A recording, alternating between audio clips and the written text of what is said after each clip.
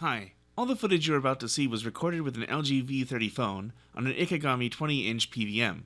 I wanted to see how well the V30 handled CRT capture, but I figured I might show this video around, so that's what's going on. Alright, so this is going to be a basic test. Well, here we go. You'll see.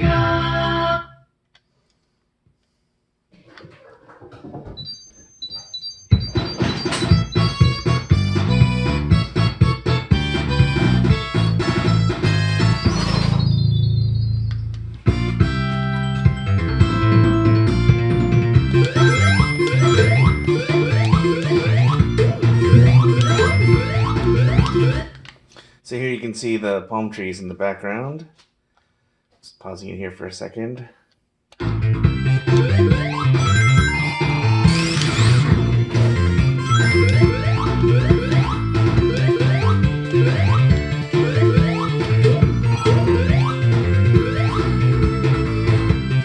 Hey guys, one of the things I noticed while editing the film was you can see the 59 to 60 Hz refresh rate discrepancy rolling up the screen, and it cuts right through the middle of the shield, so you can see where the bottom half of the frame and the top half of the frame, as it regards to the shield, don't actually line up with one another. This is a trick of the camera, and not what you would actually see in real life. There you can get a... There you can... Oh, come on. Well, anyway, you can get a good look at the shield there and tails. Let me try to get a better freeze frame. There's a good freeze frame of tails in the water as well, because the contrast stands out a bit more, so...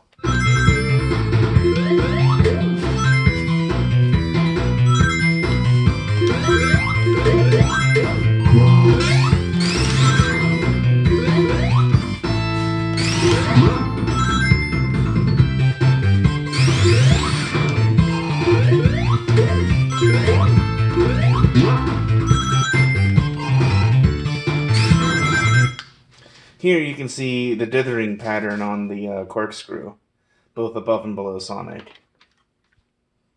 So I'll give that a couple of seconds here.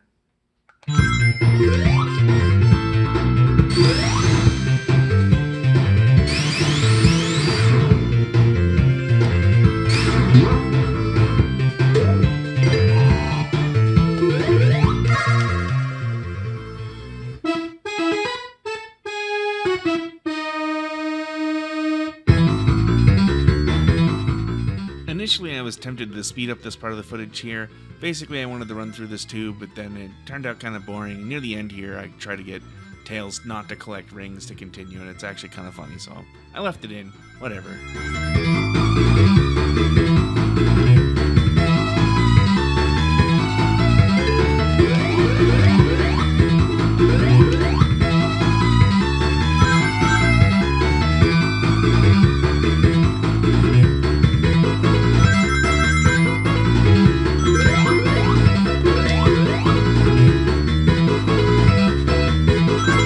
No, Tails.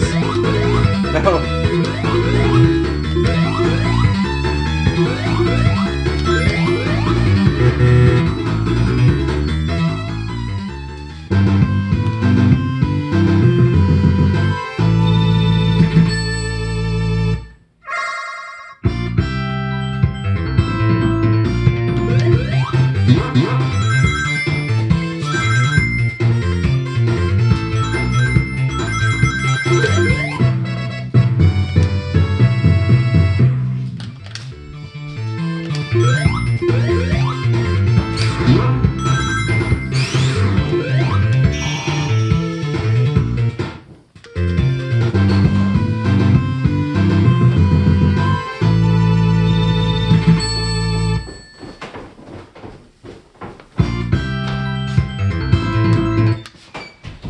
Alright, so for the second test, move it way in closer so we don't have more.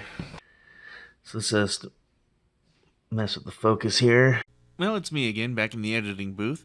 Another thing I noticed while watching through this footage here is that I was able to achieve a much better focus while I was adjusting it, and I wasn't able to tell that it was in better focus through the viewfinder on the phone, or the screen of the phone. So this freeze frame here is about as good focus as I could have achieved, and you can see that some of the color detail is lost because it's actually so well focused that you're seeing the subpixels.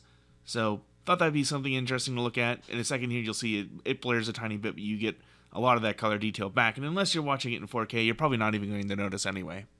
And by subpixel, which is actually more of an LCD term, I mean the individual color separation through the shadow mask. There, I think that's as good as the focus is going to get.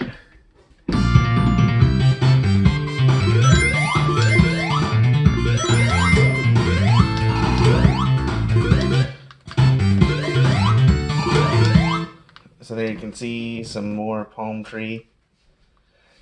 Unfortunately, there's going to be some screen tearing because my camera won't perfectly sync, but it's what I got to deal with for now.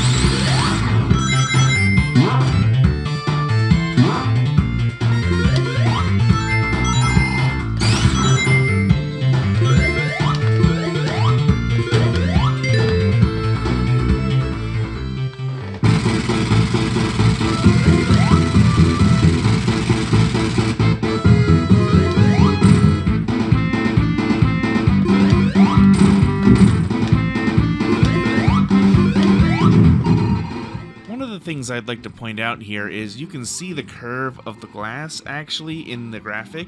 It doesn't look like that to me in real life, but the position of the camera and the curve of the glass makes it stand out on the film.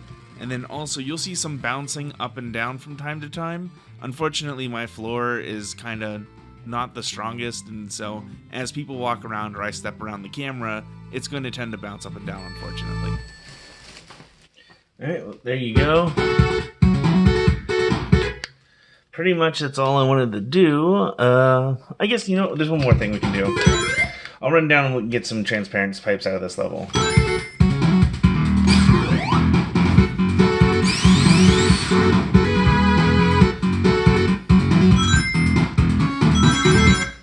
So there we can see some of the transparent pipes.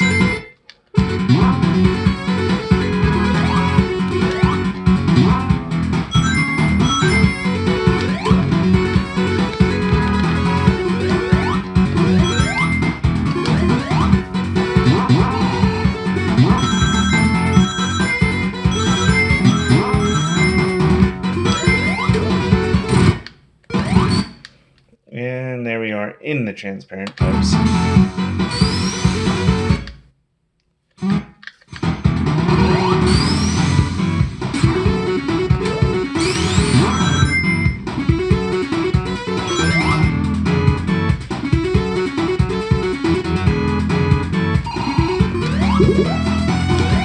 One last thing we can do here is we can try switching it back to composite, I mean. Oh, fuck. How about I hit the wrong button? There we go.